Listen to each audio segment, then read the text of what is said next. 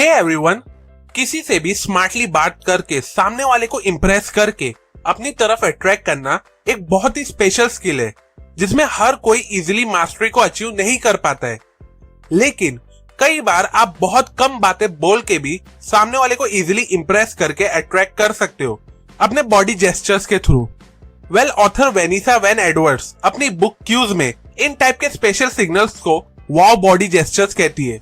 एक इंपॉर्टेंट बात, ये जो भी वाव बॉडी जेस्चर है उनका impact positive as well as negative दोनों वे में देखने को मिलता है और इसलिए इसे सही टाइम पे सही तरीके से अप्लाई करना बहुत जरूरी है। ऐसे ही 5 वाव बॉडी जेस्चर इस वीडियो में हम सीखेंगे जिसमें मैं बेसिकली उससे रिलेटेड डूज एंड डोंट दोनों डिस्कस करूंगा। इसलिए अगर आप भी उन वाव जेस्चर्स की हेल्प से किसी को भी इंप्रेस करके अट्रैक्ट करना चाहते हो तो इस वीडियो को एंड तक जरूर देखें। So now let's begin. Number 1, head tilt. जब कोई इंसान किसी को ध्यान से सुन रहा होता है तो उस टाइम वो अपने हेड को थोड़ा झुका के अपने कान को उनकी तरफ एक्सपोज करता है। अब इसकी वजह से सामने वाला इंसान उसे पसंद करने लगता है क्योंकि स्टडी से पता चला है कि हेड टिल्ट साइन होता है इंटरेस्ट और क्यूरियोसिटी का। इसलिए अगर आप सामने वाले के अंदर इंटरेस्ट दिखाना चाहते हो, उनको ये रियलाइज करा के कि आप उन्हें केयरफुली सुन रहे हो, तो उस टाइम अपने हेड को थोड़ा टिल्ट करो। अगर कोई बैड न्यूज को कंफर्टेबल फील करा के बताना चाहते हो तो उस टाइम भी अपने हेड को थोड़ा टिल्ट करो। अगर किसी को एंकरेज करना चाहते हो सो दैट वो ओपनली अपनी बात को एक्सप्रेस कर सके तो उस टाइम भी अपने हेड को थोड़ा टिल्ट करो। लेकिन अगर किसी के सामने आप खुद को पावरफुल दिखाना चाहते हो या सामने वाले को अपने जेस्चर्स के थ्रू बोलना चाहते हो कि वो आपसे बात ना करे तो उस टाइम अपने हेड को थोड़ा सी भी टिल्ट मत करो। Number 2, head nod. एक स्टडी से पता चला है कि किसी से भी बात करते वक्त जब आप यस डायरेक्शन में फ्रीक्वेंटली उस कन्वर्सेशन के दौरान नॉड करते हो तो फिर सामने वाला इंसान आपसे 67% टाइम मोर उस कन्वर्सेशन में आपसे बात करने लगता है।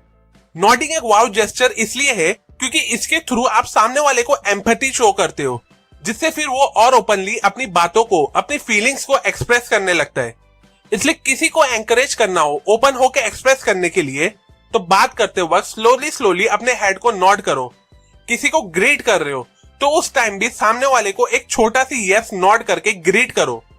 लेकिन अगर आप किसी की बात को लेके एग्री नहीं करते हो और डिसएग्रीमेंट शो करना चाहते हो तो नॉड मत करो।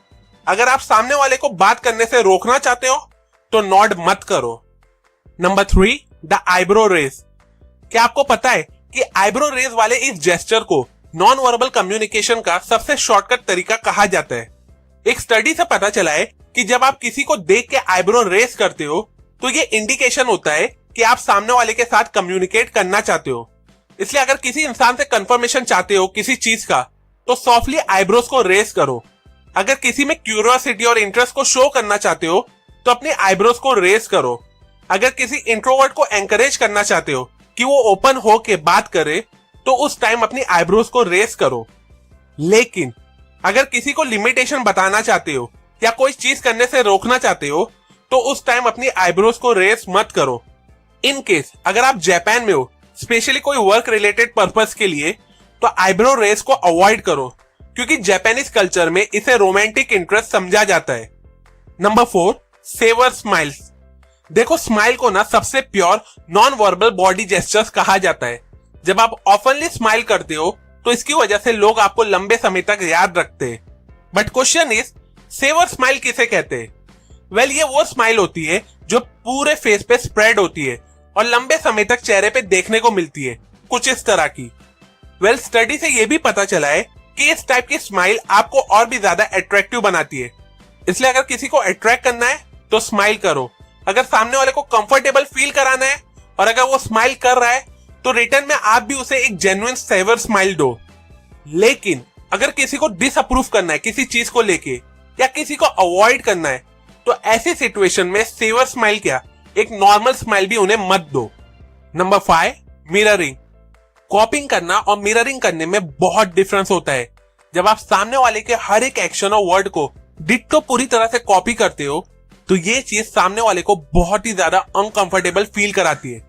लेकिन जब आप सामने वाले के कुछ बॉडी जेस्चर्स को रेप्लिकेट करते हो या कोई वर्ड्स जो वो बोले हैं उसे अपने स्टेटमेंट में यूज करते हो तो इसे मिररिंग कहते हैं, जिससे कई बार सामने वाला इंसान आपकी तरफ अट्रैक्ट होता है। इसलिए सामने वाले को फील कराना चाहते हो कि आप उनके साथ सेम ट्रैक पे हो, तो ऐसे टाइम पे उनके पॉजिटिव बॉडी जेस्चर्स की मिररिंग करो। अगर किसी को एम्पैथाइज फील कराना चाहते हो तो आप मिररिंग का यूज कर सकते हो। अगर एक लाइकेबल पर्सन बनना चाहते हो तो मिररिंग का यूज करो। लेकिन अगर आप किसी की बात से एग्री नहीं हो तो मिररिंग मत करो। अगर जेस्चर्स को रेप्लिकेट करना आपको ऑकवर्ड फील कराता है तो मिररिंग मत करो।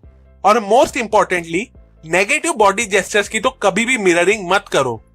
सो टू कंक्लूड दिस वीडियो, ये थे वो 5 वाव बॉडी जेस्चर्स और सिग्नल जिसे सही तरीके से अप्लाई करने पे आप किसी भी इंसान को इंप्रेस करके उसे अपनी तरफ अट्रैक्ट कर सकोगे। अब जैसा कि वीडियो के स्टार्ट में मैंने कहा कि ये जेस्चर्स और सिग्नल्स मैंने आपको क्यूज बुक से बताया हो। अगर आपको ये वीडियो यूजफुल लगी हो तो इस वीडियो को अपने व्हाट्सएप ग्रुप में दूसरों के साथ जरूर शेयर करें, सो डेट वो भी इन वाव जेस्चर्स को सीख के अपनी लाइफ में अप्लाई करके खुद को एक लाइकेबल पर्सन बना सके। अभी के लिए अगर आपको इस वीडियो से कुछ नया सीखने को मिला, जो आई एम श्योर मिला ही होगा, तो इस वीडियो को जरूर लाइक करें।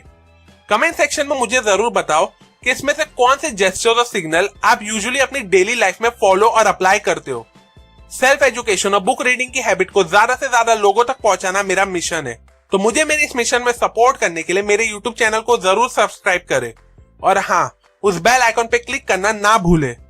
And finally, thanks for watching.